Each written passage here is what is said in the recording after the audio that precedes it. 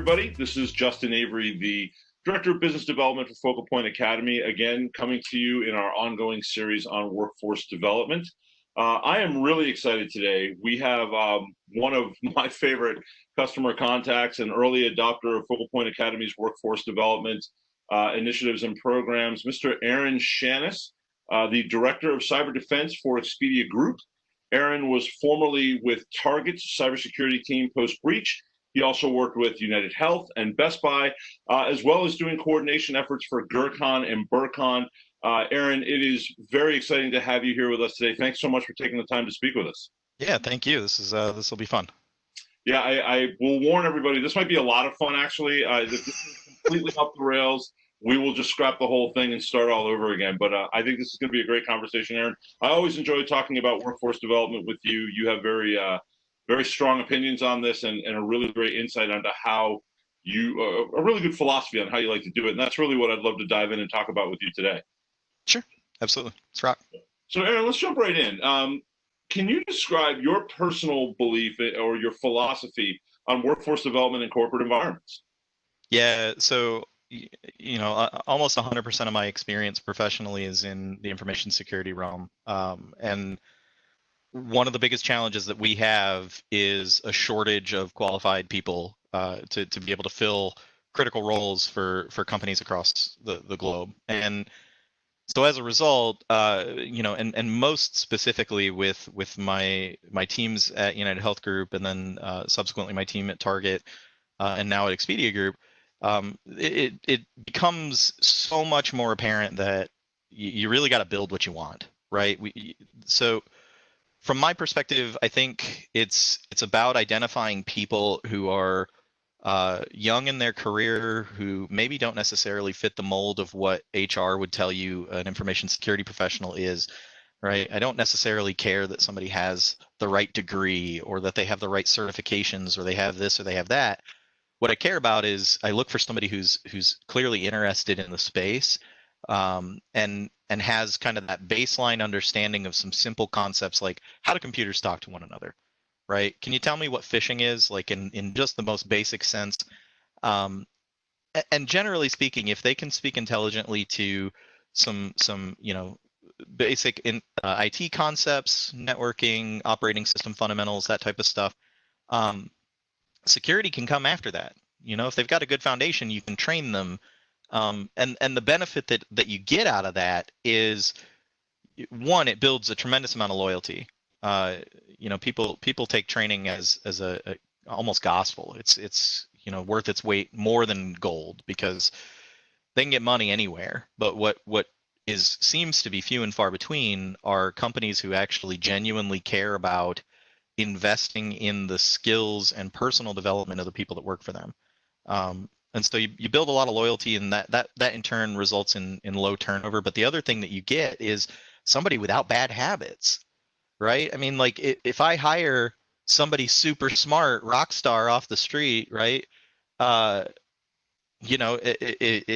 come with everything that they come with, right? But if I get a young guy or a young girl who doesn't come with how they think everything should be done, it gives me the opportunity to mold them into the analyst that I want them to be. Yeah. And that I need them to fill that specific niche and that specific role inside of my team. And it gives them a lot of lateral flexibility to really grow out, right? And figure out who they want to be, but in the confines of my program. Yeah. And so it works out really nicely. And it helps in so many ways. You wind up with this really clear upward mobility path for people. You wind up not hiring more senior level people, which are harder to find anyways. Puts a lot of pressure on my line level operations managers, to be honest, because they're like always hiring. Yeah. But it gives the team a lot of satisfaction to just know that I can come in here, I'm going to learn new things, and I'm going to grow as a professional. And eventually, I may not stay with this company, but probably stay longer than I would have had it were I not being trained and not being developed. Yeah, that's a really interesting point. I remember years ago in a different role when I was doing consulting, doing an interview with a CIO who said that he sat in on exit interviews. And what he heard consistently was that I wasn't developed while I was here. And it was a really eye-opening thing for him. when you talk about that retention, and you and I, in one of your, we've worked together in a previous role that you had, which is really exciting for me now that you're with Expedia Group, to have the opportunity to work with you again in your new organization. But we talked a lot about retention and how much the development plan, you built a really intense development plan in your previous role that I was stunned when you walked me through. But one of the byproducts was you actually had negative retention. You had less people leaving than Yeah. you were bringing in. I'm curious, when you do that, when you're mapping to roles and you talk about niche things that you're trying to fill, when you're mapping to roles, are you hiring for those roles, or when you bring those young people in, are you trying to develop them in specific ways, or do you find that it's kind of you bring the right people in, you start developing them, and then they kind of fill in where they need to go? How does that balance for you if you're focused that way? Yeah, so I think the approach changes depending on at what maturity level the team is. And so what I mean by that is when we were first putting together the team at Target, everyone was new. I mean, we built a team. There were only a handful of us. I got brought in originally at Target as an incident handler, right? So I was there to actually do incident response work, and but I was like one of the few ringers. There were just a handful of us who had a serious background in incident response from different companies. Um, and everybody else that we brought in was really junior, right? And that was in part because we needed so many people Yeah, that we could not be so selective to require that everybody that came into that team had the best pedigree in the world. yeah, Um, and so early on it was just hire passionate people, right? Like they'll fill in the gaps. As we identify gaps, you'll challenge people will rise to that challenge, they'll fill in their things. And so one of my favorite stories about that at Target in particular was we hired this guy Ryan Bory. um, he was in the Air Force and had not really done security on the scale that we were talking about at Expedia Group or yeah. Expedia Group at Target.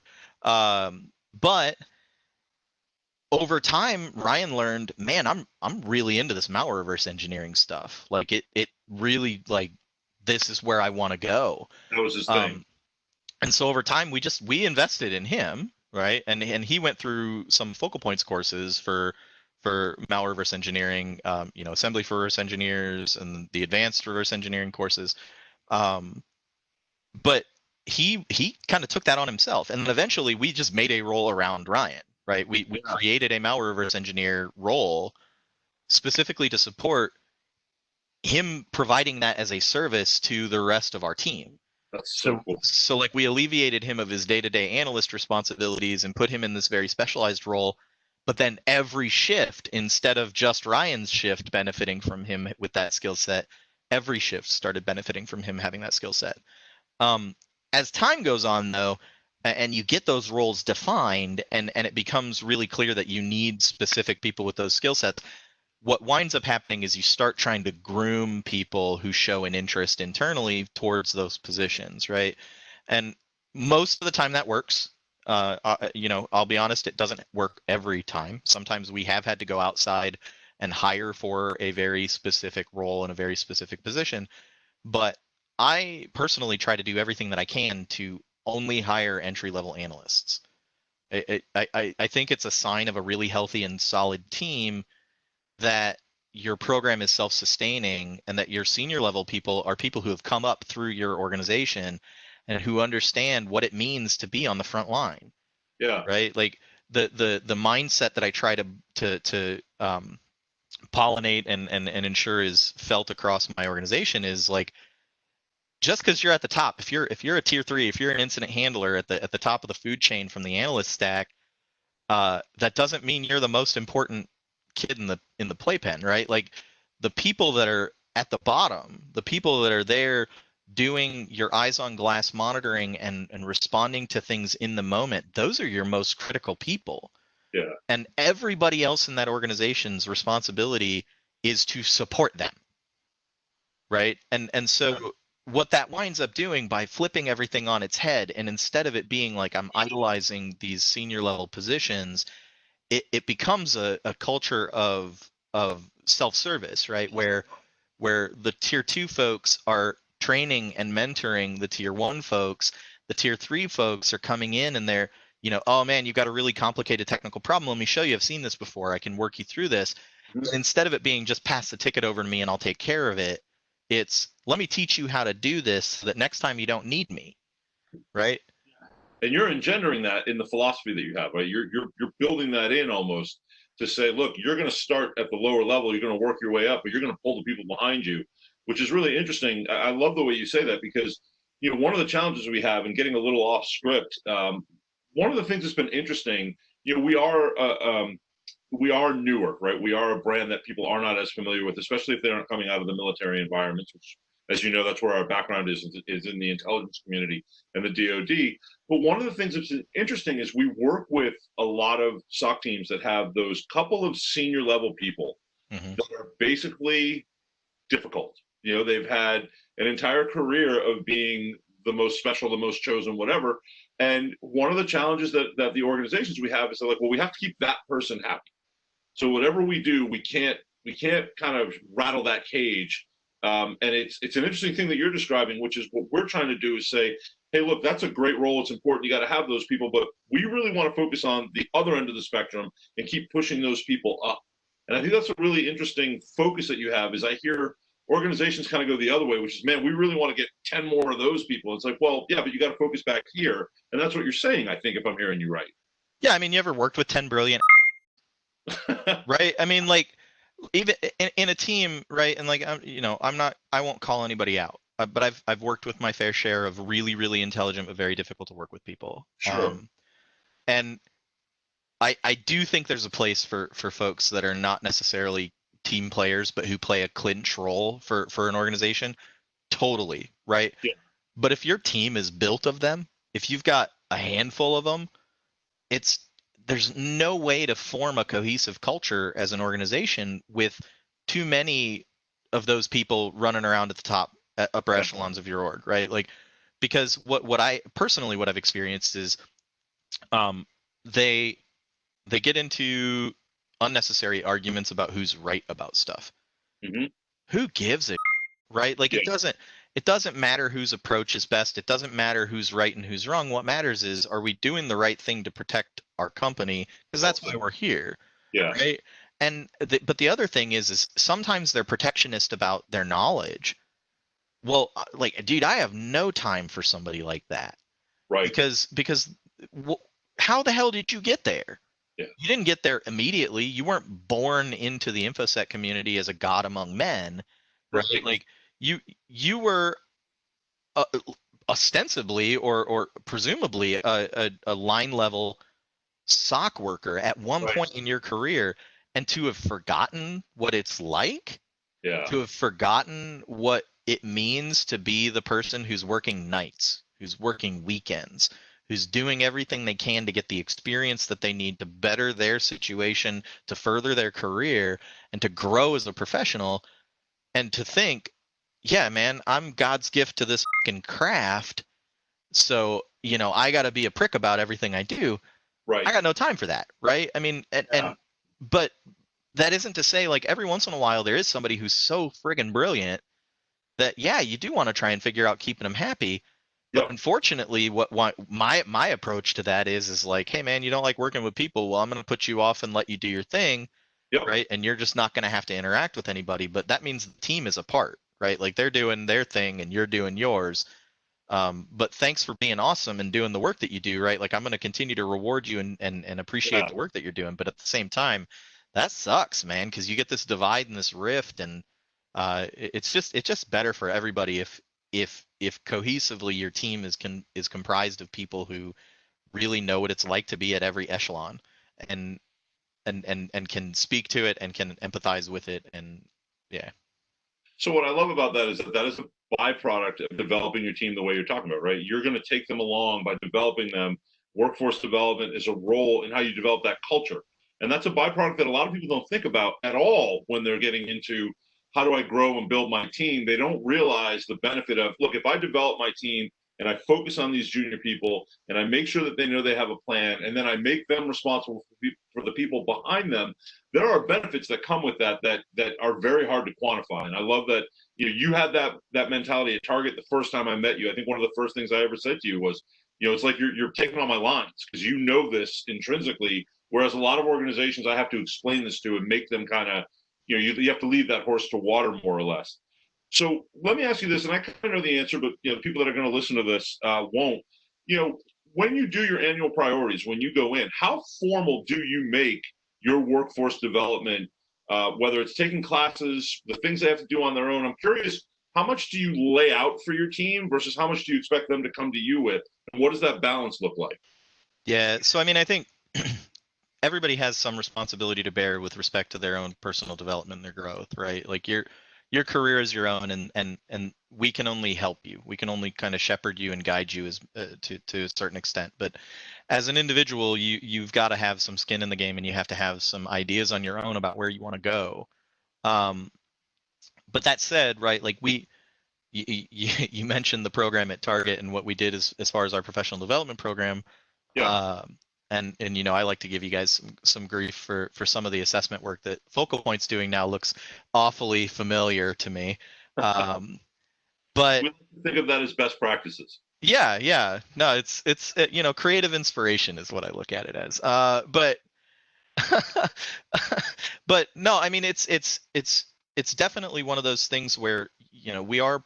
I personally am probably a little more prescriptive than a lot of people are with respect to professional development. I think that there's a lot of benefits that get paid out to an organization to have a really good understanding of what you expect a person to know as they progress through your ranks, right? Like if you can distill down the technical skills and capacity that you need a person to have in order to do a specific job beyond a job description, right? Job descriptions suck. They're fluffy and like they don't usually actually embody what it takes to do the frickin' job. Right. Whereas our PDPs that we were using and that I've duplicated now and we're putting into place at Expedia Group, but we did it at Target pretty successfully. I mean, like the entry level 1 analyst PDP was 5 pages of skills and competencies. And that's not to say like in order to do the level 1 job you need those 5 pages of skills. That is during your course of time as a level 1 analyst, these are the skills and competencies that we think that you need to go to the next level. Wow. Yeah. Right. And so you don't give them, it's not a map to being promoted, right? Like, and that's the thing is people, you hand them a checklist and they think it's homework and they go and they try and do homework. Sure. And that's a really good exercise for figuring out who your like type A personalities are that are the guys that are just gonna like wham, right, go in and like both barrels. Start knocking out boxes. Right. But the reality is it's not that. It's not homework. It's not like a map to if I check all these boxes I immediately get promoted. But what it is it's a guide. It says, hey, like if you want to move forward in your career, we've identified that to be successful in the next role, you've got to have a good foundational understanding of these things, right? And we break it into categories that we care about as an organization, right? So you tie them back to OKRs. And so like if we know that we need to improve overall as an organization in our malware reverse engineering and malware analysis, we make that a skills category. And then you break that into individual competencies that you want that person to start to learn and embody. And so over time, they complete their entry level 1 PDP, and they move into the next role in their career, and then they start working on the next one, and they develop more skills, and they grow as a person. And as time goes on, you start to identify like those specialties, right? Like the Ryan Borey syndrome, where he started getting into it and was like, man, as I'm working on these skills, I really, really enjoy that. So I'm going to start putting more of my energy in that direction. But I think it needs to be coupled with regular refreshes, right? Like you can't let the skills and competencies get stale and say like, yeah, we did it once and everybody went through these assessments and whatever. It's at a minimum annual, right? Yes. Like you want people to go through and say, all right, we're going to run you through an assessment. It's super important. Like for me, we don't use technical assessments as an indicator of performance. Yeah. right? So like as an analyst, it's super important to me that you understand that, you can botch this, right? Like if you take this technical assessment and it's a bad day, fine. It's all good, man. Right? Nothing's going to happen. All it's going to do is show us that you've got some learning opportunities in a direction that we want to take you in. Um, and we use it to tailor your training so that we can give you the knowledge that we need, that we are saying we need you to have, Yep. right? Um, but it needs to happen at least annually. They need to go through an assessment. You need to be able to take the data that you collect from that and do year over year comparisons as an individual to see that they're trending up and to the right. You want to blind it, right? Take all the names away from it, but do a scatter plot that shows that your team as a whole is progressing in the same direction. And where you see outliers, those are indications that you as a leadership team need to step in and help that person to improve. Yep. Right? They may be ill-equipped. They may not be catching a concept. They may just need more training. I mean, there's any number of reasons that somebody may not improve the way that you expect them to. And the way a program like this works is just it gives you so much power and so much transparency that into why somebody may be lagging behind, right? And how to build those people up. So yeah, that's. No, it's well said, because we talk about the assessment that we do, which you're aware of. We make it very clear to people that this is not, you don't want people thinking they're interviewing for their jobs, or the two Bobs from Office Space is what we always Right. talk about, right? And the idea that you botch this, you don't want that pressure. It is designed as a development guide. This is not a pass, fail, you're in, you're out based on how you do it. What this is going to show is pathways where we can focus on your development based on, one, what the testing shows, but two, your role and where you're trying to go. Because to your point earlier, people can be in one role and start learning about something and grow and want to go a different way. And the ability to screen, and we screen and rescreen and rescreen, and the idea being, once you've gone through a year of OJT and some training, you should screen again and see where people have developed to over last year. But you start looking at areas, to your point, about opportunities for development. And that's really what the screening should be doing. You used a few words that are going to highlight one of my favorite conversations, and something I know that you have a lot of thoughts on. You talked about skills, competencies. You talked about developing and coaching. I'm going to ask you what I always love, is like the $50,000 question. Talk to me about how you view certifications out there today. Why you gotta? No, you're gonna make me piss a bunch of people off. I'm not going to make you, but I think you're really good at it. The cert game's a sham, man. I mean, like, just full stop. It's a con. And poor Casey, man. You're gonna have to beep a bunch of stuff now. But that's what I'm going to call this. Aaron Shanas, quote, "It's a con."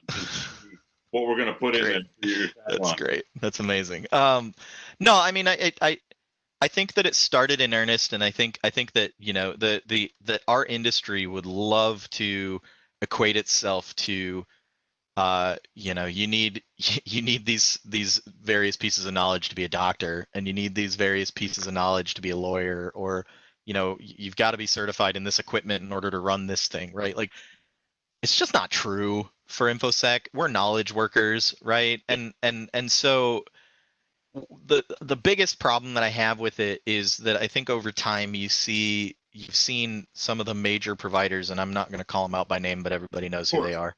Yep.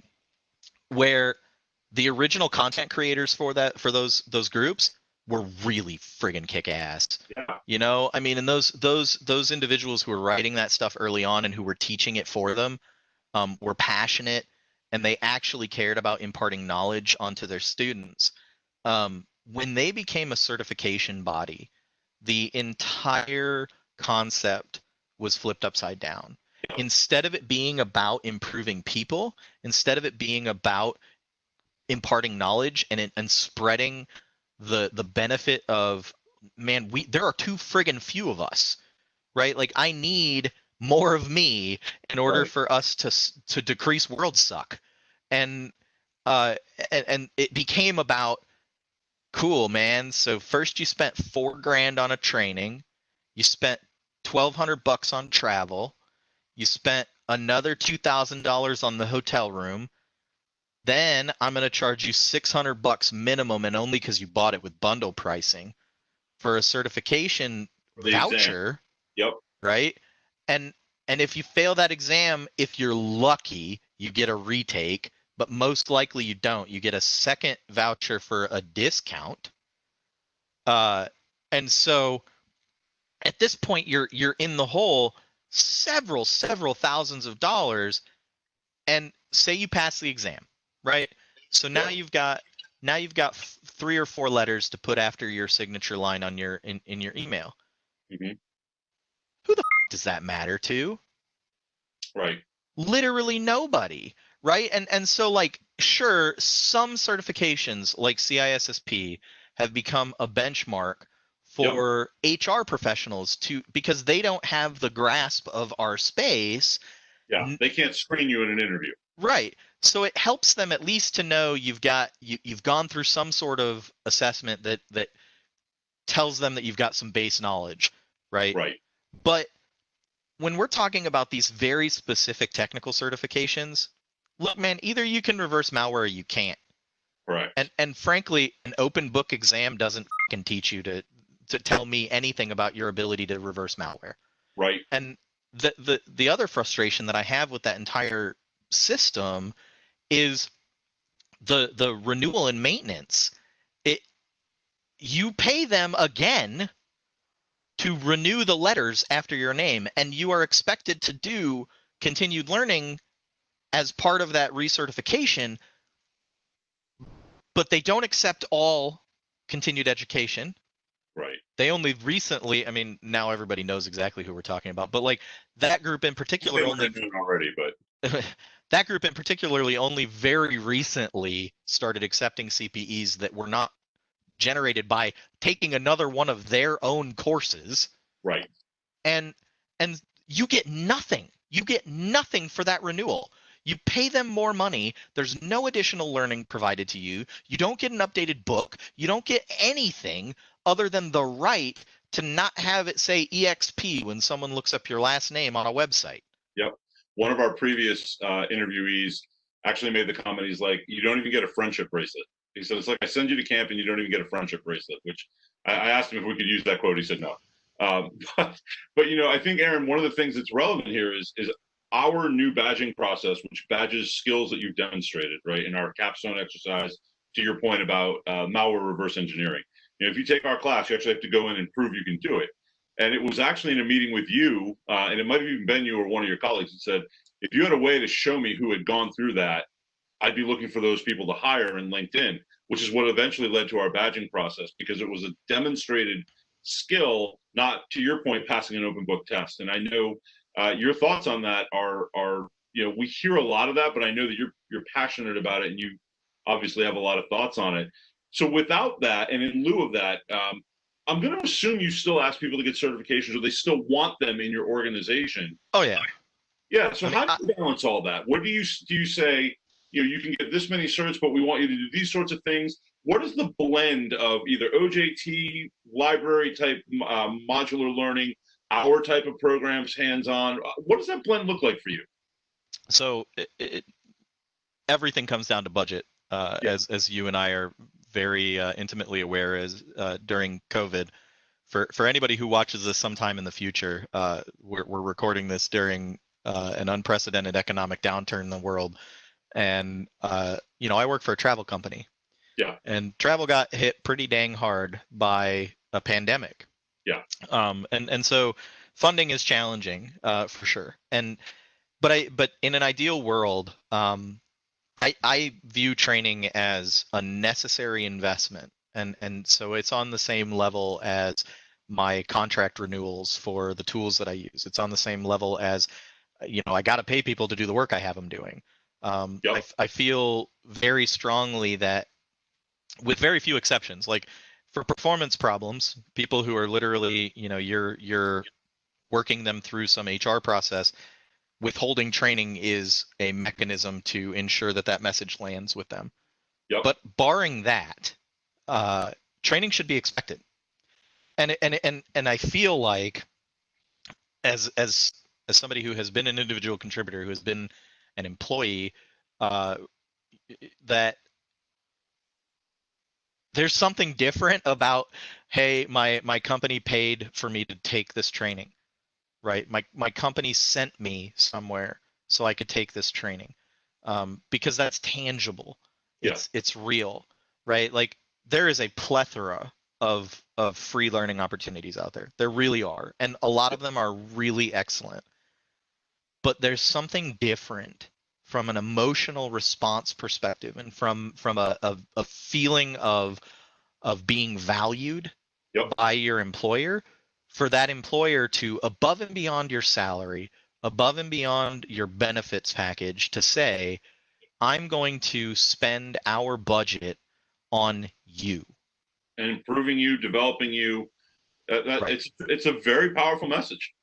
And so for me, in an ideal world, I try. I did this at Target. I'm working on this through this challenging financial situation right now, but I want 100% of my team to go to external training, Yeah. right? Paid external training. I want 100% of my team to go to at least one external security event, some kind of conference. I don't care Yeah. if it's mine. I want them to go somewhere and interact with other security professionals because their career depends on it, right? Knowing who these people are, seeing who the smart people who are giving those presentations, who are on the leading edge of the research that's going on in the world, and getting an opportunity to sync up with them and talk to them is incredibly important to your professional development. Yep. And so for me, yeah, the library learning and all that stuff is important and it's encouraged. And as part of the PDP process that we go through, um, as we identify through the skills assessment that you've got a gap, if there's chances are you're going to have more than one focus area, right? It's not like everybody's rock star except for the one thing they got to work on. Um, Yeah. and so budgets are constrained. There's only, even in a perfect world where I can send everybody to at least one external training and one external conference, um, that's a lot of friggin' money, right? It And is. and what I can't afford to do is send you to every training that you need to buff every skill that you have. So yes, there is some accountability and some expectation that to drive your career forward, you're going to have to put in a little bit of effort to do some of that free training, to do some of those online seminars and webinars, and listen to people who know this stuff, watch some YouTube videos, read some articles, do this, do that, and do some hands-on stuff. Pick up stuff you're not super familiar with. Partner up with somebody who's smarter than you about one specific topic and have them show you how to do it. That's absolutely expected and encouraged, and I think that the role that we typically have as analysts demands that you do that. Otherwise, you're stagnating and you're going to get stuck. Um, Yep. but the last thing that I want to cover is, you asked me what my opinion is as far as given my perspective on certifications, whether or not I encourage people or I ask people to get certifications, or if I support people getting them in my team. Um, Yeah. and the answer to that is I never ask anybody to get a certification. Not once. I have no requirement for certifications. I do encourage people, if they're interested, to get some of those benchmark certs, right? Mhm. So like when the opportunity arises, every company I've worked for, and I know that not everybody is in as privileged a situation as I have been, but everyone I've worked for has had a company provided mechanism for getting CISSP for our IT and security people, Yeah. right? And so they do it just as a big class, and a bunch of people from across the organization get into a room. They get a week's worth of training from some person, usually from Deloitte or one of those other groups, and then they go through and they do the exam, and that's all paid for out of a completely separate budget, typically from security. And I encourage people to do that. Even in the event that that doesn't exist, though, I would encourage people to, when you meet the requisite skill requirements and time and role requirements, that you obtain that certification simply to open doors with HR. But as it That's relates to, it is. I mean, it's a door opener. That's what it's for. Um, absolutely.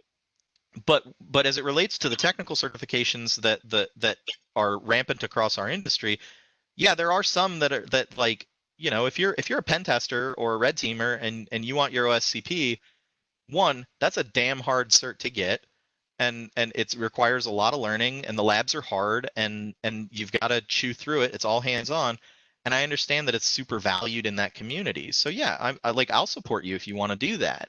Hmm. Um, I'll support you if you want to get one of those certs from the company that I'm sure is going to blackball me on Twitter now. But uh, but it has to make sense for the overarching plan for the organization and for your own individual development goals, right? Like if it makes sense to go to that that group and get a training from them, uh, why wouldn't I pay the extra $600 for you to get a cert if it's going to be a satisfier for you? Yeah. Right. I mean, like on a budget, honestly, and I know I just got done talking about how budgets are hard to constrain, and I'm sure if my finance team hears me saying this, they're going to be like, "WTF, Aaron?" But like honestly, $600 is a rounding error, right? Like when we're talking about the figures that we're talking about to train an entire organization, a $600 additional expenditure to pay for a certification attempt, it's nothing, Yeah. right? And so I don't, my team will never find it challenging to get a cert. What they'll find challenging is when I'm talking to them, if their motivation is strictly to get a certification, that's going to be a hard talk, right? Because Yeah. what I'm really There's a lot of focusing on value is, in the organization for you in that. well, and frankly, I have some pretty controversial opinions about the value of training as it relates to the organization. I benefit from happy employees, right? So Yep. so my perspective is I don't view training as something that improves me as an employer, right? I view it Right. as something that I can provide to my employees to satisfy them, to make them want to stay, to feel invested in, um, and I benefit from their knowledge, but I don't Hmm. expect, like, I don't do teach backs. I think that's a load of crap. As somebody Yep. who used to be really introverted, which I know nobody watching this will ever believe that, but um, I would never believe that. well, early in my career, I had a leader who sent me to Black Hat for my very first time and expected me to come back and give 3 days worth of presentations about the stuff that I learned. And I was terrified I because bet. I'm not an expert. I'm a junior level guy. And you're expecting me to go and learn enough about this stuff in a 5 day period of time to come back and teach other people to a standard that they actually get value out of it. And for 3 days, 3 days worth of content. Right. Like it's nuts, man. And so I try not to look at it that way. I try to Yeah. encourage other leaders to, it's an investment in your people. It's not an investment in your own company. It's not Hmm. designed, I don't view it as like I'm going to get some tangible benefit out of sending this person to a training. What I get is a happier employee, somebody who's more committed to the work than ever before, Yep. and somebody whose skills are hopefully improving because they've learned new things and they're trying them out and they're doing them, right? Yeah. I think that's an interesting thing right there is I think that's where the knowledge transfer model of sitting in a lecture and then taking an open book test versus, and again, tooting our own horn a little bit, but just, factually, what we do is put your hands on a keyboard. And to us, like that's, you have lectures and you have labs. And for us, the value has always been you're going to go back and demonstrate new things you spent time learning, as opposed to being able to talk about things, which is great, but it's not the same thing. And that to me, that knowledge transfer versus the skills development, that's a conversation we get in a lot as a backdrop to the certification conversation we just had. And you jumped into kind of the retaining your employees. That's an entire area I love to talk about on these. And you talked about hiring young. You talked about hiring the entry level people and the baselining, which are all things that we hear a lot about. You know, do you have a formal onboarding program, or is it kind of you come in and wherever you are, we just start throwing things at you? I don't think any company has a good onboarding process. I mean, like and that's not to say that nobody tries, right? And we're doing the same thing right now. And maybe this is probably survivorship bias too, right? Like I very intentionally try to go to companies that need help, right? Like what sold me on going to Target was actually a former colleague of mine, Nick Tobosh, from Best Buy, who was there, and he called me up and said, "Hey man, they got a lot of work to do. There's a lot to do, and it'll but we got a chance to turn this place around and really show what it's like to build a really kick-ass information security program, right? They want to do it right, and so I tend to seek out what I think are challenging environments. Mm-hmm. And part of what makes an environment challenging is just not knowing what to do with your employees, right? Like Yeah. my onboarding process at EG was not great. if I'm being honest, right? Like, and I'm sure that some of my EG HR people that are maybe eventually going to see this are going to be not super thrilled that I said that. But like, the reality is thankfully I'm a leader of people. I don't need a ton of access. I'm not the kind of leader who tries to like do everybody's job for them, and so I don't need every console. I don't need every every tool and whatever. So I didn't have very many access requests, but it's a good damn thing because there was no real standardized mechanism for me to go about that. It's like you're on your own to go and request what you need. And as a new employee, how the hell do you know what you need, right? Yeah. And so and I find that's the same honestly right now, even in my own organization at Expedia Group. It's we're working out, how do we very clearly articulate and define the level of access that an employee needs? What tooling are they going to need day one? Can we streamline the process of ensuring that they have the assets that they need access to? Um, I mean, even I have seen employees that have started at Expedia Group that don't have a laptop on day one, which is amazing to me, right? Like, and the fact that that's possible shows that there's improvements that can be made with the onboarding process from the very beginning. Um, Yep. but I mean, as far as onboarding somebody into a specific skill, right? Like we at Target, we had the luxury because the team was so large to take somebody on. We operated in 4 shifts, 24 hours, right? 10 and a half hour shifts. They used to be 12s, but then we moved them to 10 and a half hour shifts. And but we would have somebody come in and they wouldn't necessarily immediately go to their shift, right? Because also what generally tended to happen is you would get hired and you would probably get hired into one of the less desirable shifts, right? Like you would hope that over time, unless you hired somebody who's really a night owl who likes working nights, Yeah. everybody wants to get off nights, right? Everybody wants Right. to get out of working weekends too. And so we wound up what we would do is we'd hire somebody for one of the less desirable shifts, but their training was at least 30 days on the busiest part of the day shift during the week. And that was intentional because Yeah. then they could come in and have the benefit of the entire leadership team is there. If I got questions, I know where to go to ask them. Mhm. All of the senior level analysts are there because they don't work shifts, right? They're there 9 to 5 and then they're on call, but they're there during the day, during the week. And so they're available to answer questions and to mentor and to train. Right. You're getting the biggest exposure to the broadest number of cases possible because it's the busiest time of day for that team, It's right? interesting. And so it's kind of like drinking from a fire hose, but you've got a ton of support there. Right. There's a big network of people to help you get situated and to help you understand, like, hey man, this isn't all on you, right? Pick up a case, one case at a time, work through it. If you have questions, we're here, right? And we also had a boot camp that we did, and Justin, you saw it. It's crap, but like it was a basic introduction to here's the tools we use, right? Here's how you get access to things.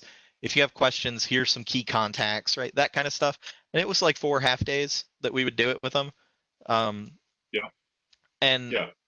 but that's it, man. Like it was like you do that for 4 days, and generally speaking, we wouldn't do that until after you had already gone through some access pains, right? And thankfully, we had a pretty good Sure. process at Target towards the end where like a more senior analyst would submit all the access requests for you, and we had situated ourselves with roles. So all we had to do was request the level 1 role, and you'd get the level 1 access, and it would apply quickly. Um, but even still, it'd be like a week before you'd actually get your boot camp. Then you do your boot camp for 4 days, 4 half days, and then the remaining 2 weeks of your training period, your grace period, if you will, was literally on the floor working during the busiest time that we had. Um, and I found that to be That's such a remarkably thing. successful. I mean, it was hugely successful at getting people situated and comfortable because they had all the help they needed. And then when you put Yep. them on that shift where it was just them and a couple other people, they were already more comfortable with what it's like to be, just drinking from it. And Right. so when it's slower, those people are like, man, what do I do now? Oh, I guess I can spend some time, reading or working on this project. We have challenges, right? Like there's all kinds of stuff that we were doing as an organization that I'm trying to build at EG as well. But it worked out. It worked out really nicely.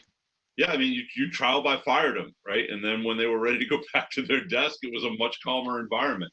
And we're, you've heard me say this before. We're really excited to come here to EG with you and to be, you know, to follow you here and all the things you're trying to build. I got two things left I want to talk to you about. The first one is kind of a commercial for you. You know, what is it that you think if somebody was young in their career, what EG right now, and you built some really cool things in the past, how is it differentiating? What do you feel like you've got going on that somebody would say, man, I want to start there because I can do this? EG is an interesting beast. And as I mentioned, I chose EG when I was looking for my next opportunity, because it looked like it was going to be a challenge. I actually had a couple of other job offers from other organizations that were maybe a little more buttoned up, maybe better put together than EG was. But what really sold me on Expedia Group, frankly, was the people. In addition to it being challenging, Expedia Group has a culture that embraces change, and they really, like, everybody says they want to get better at security, right? But when push comes to shove and it gets down to we're either going to fund security or we're going to get another app pushed, the app is always going to win, right? And I'm not necessarily saying that that's not the case at Expedia Group 100% of the time, right? Like, I mean, we're a software company. We build applications to support people's travel needs. We're working to be the world's travel platform. The security team's goal is to change Expedia Group's tagline from the world's travel platform to being the world's trusted travel platform. And to me, that's a super cool mission, right? Like, because as the world changes and as we see more governments enacting privacy laws, enacting data handling laws, it's super critical and important that as a company that handles a ton of sensitive data, that you've got your together, right? And so we're at the precipice of being able to build out an information security program that is going to support this company now and into the future to fulfill its obligation to its customers. And rarely do you have an opportunity as a security practitioner to be that close to what drives the revenue of a company, right? A lot of times security is kind of tucked away, right? And at Target, the closest we got was securing Target.com. And for the majority of the time that I was there, this has changed, but the majority of the time that I was there, that was actually managed by a third party. And so they had a line level SOC that was doing all of the initial triage and alerting and everything for .com. But aside from that, like, we were primarily dealing with corporate security. The difference about being at EG and the tech sector in general is this way, but we're very close to where the company makes money, and that puts a certain level of pressure on us. Of course. But I think it's good. I mean, it's exciting to see like the investments that the organization is making in new technology to reach out to our customers and to be more connected to the way that people approach travel. And it's super cool to actually have visibility and then capability to do security in new and exciting spaces, right? Like, container security is still burgeoning, and EG is using an awful lot of cloud and container technology.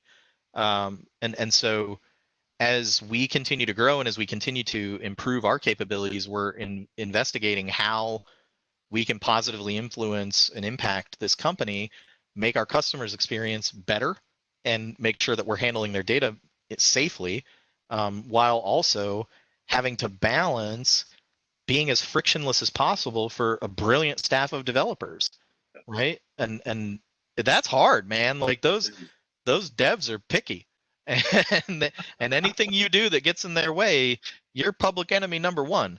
So it's a lot of challenge, but we bust our ass to make sure that we have a fun culture. We work on it being inclusive to people. We work on making sure that the work is stressful enough, right? Like we don't add stress. We try and relax. EG is one of those companies that you can crack a beer at work, and that's totally copacetic and cool. Hmm. But we do everything that we can to try and build camaraderie and build this sort of environment where people can trust each other, people can rely on each other, they can have fun with one another. Because when it hits the fan, we've got to be ready, and then we are, and we have a really challenging problem space, which makes it exciting for me. Yeah, that sounds. I mean, I can see how that's a very appealing pitch, especially for somebody younger, right? You're going to get. Not only are you going to do security, but for you, security is absolutely layered into the value proposition of the business to the consumer. And Yeah. that's a really cool thing that you don't hear a lot about, right? To your point, it's usually tucked off in the corner. Like, just go over there and make sure everything's safe. And Yep. if you're never seeing, that's good because our customers, they don't want to think about it. And for you, it's literally, it's funny, Aaron. A lot of times that I talk to you, it's something flipped on its head, and you approach it in a very different way than most people do, and that's what's cool about it. Well, I mean, I'm a security guy and I'm very self-centered. So like if I can put myself at the forefront and the very front of everything, that's 100% my goal. So I love it. So last thing I'm going to hit you up with. This is the second time that we've had the privilege of working with you, and I love working with you. I've had a good time every interaction I've ever had with you. This might be the most tame one, just because we know we're being recorded. But for uh, sure. it's definitely. What is it about Focal Point that you like? It doesn't have to be. I'm not asking you to sing our praises, but how do we fit into what you're building, both there and now, with what you're trying to do going forward? Yeah, so this is, I think, the only question where I have to preface it with this is 100% me, right? This Yeah, I'm not representing Expedia Group's opinion, because Focal Point is a vendor, and we yes. do we do have some contractual language and that sort of stuff. So um, We'll make sure Casey puts a big red "This is only Aaron's opinion" on the screen when he gives it. yeah, I mean it lawyers care about that stuff, but so it, I was introduced to Focal Point because one of my former employees at Target was part of the NCDoc, which is the Navy's Yep. um, cybersecurity team. And when when he was mentioning, like, man, the training that these guys are getting is garbage. You should have seen some of the stuff that we were getting from ANRC.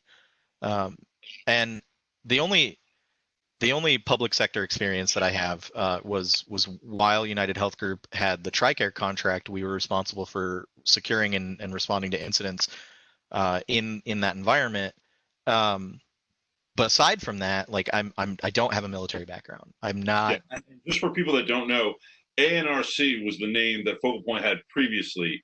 So that was where a lot of people might not know that Yeah, ANRC, you reference that. That's who Focal Point, that's our former name. it was that employee saying, "Hey, man, we've you should see some of the trainings that we were getting from ANRC while for the DoD." Um, and so we did. we started looking into it and reached out, and that was how I got introduced to Bo. And when Bo talked to me, he's like, "Well, actually, we're just now starting to do private sector stuff. Are you interested in maybe trying us out?"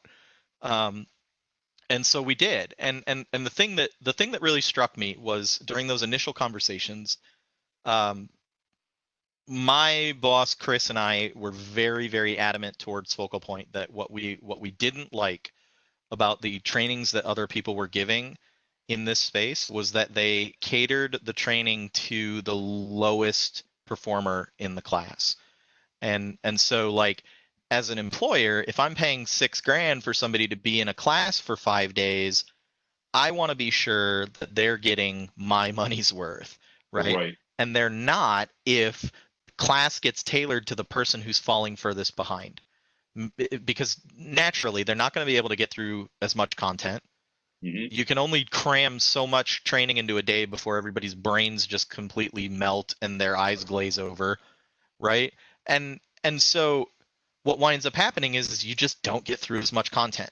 And the instructor says, yeah, just make sure, we're going to gloss over this, but read through this section in the book, right? It's going to be important as part of the exam. That's trash, right? I mean, like, what I would much rather have for my own people too is like, if I send somebody to a training and they're not ready for it, kick them out. Yeah.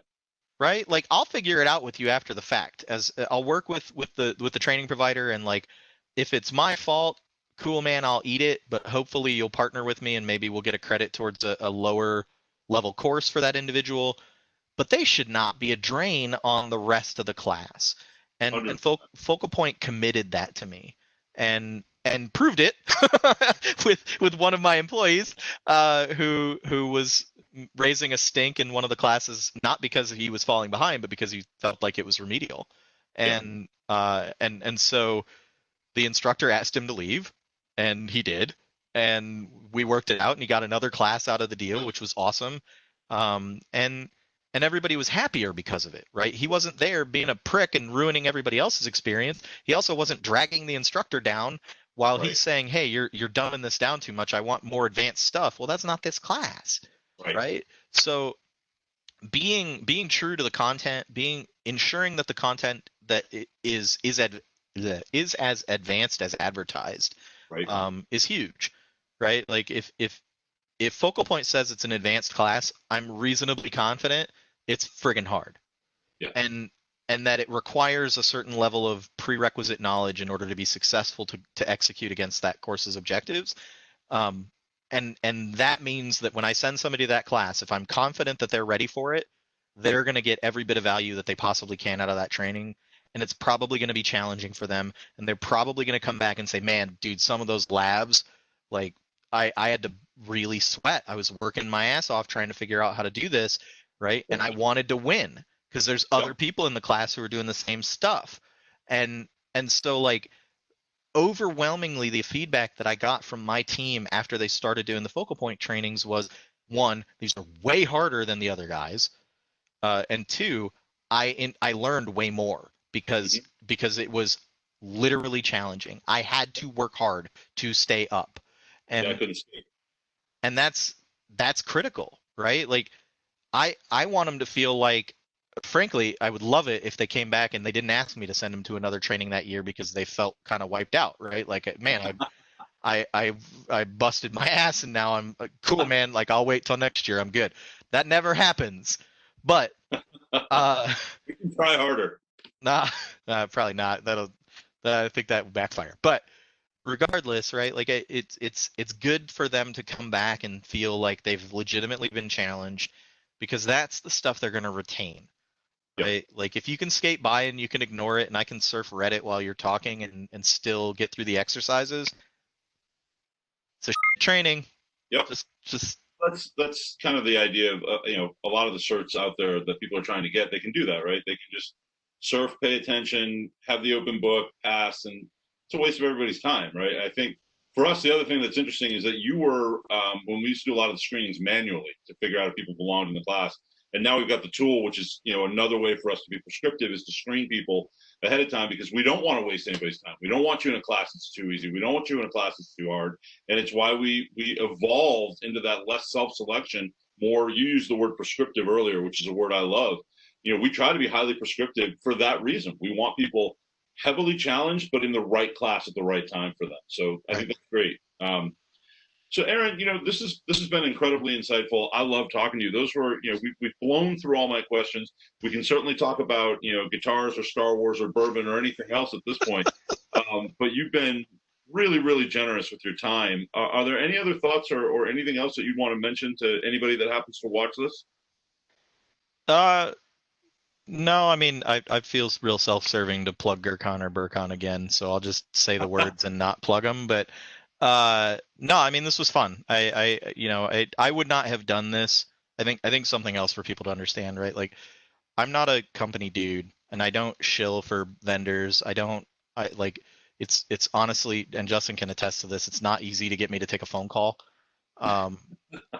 So I would not have done this particular segment with you if I didn't think also that Focal Point gives about the community and wants to engage positively and to improve the InfoSec community broadly, right? Like yes, it's a for-profit company, and yes, you guys obviously have monetary gains to be made from content like this. And I'm not stupid. I understand that's the thing. But on the flip side, right? Like it's good to work with groups that genuinely also want to contribute to the betterment of the craft.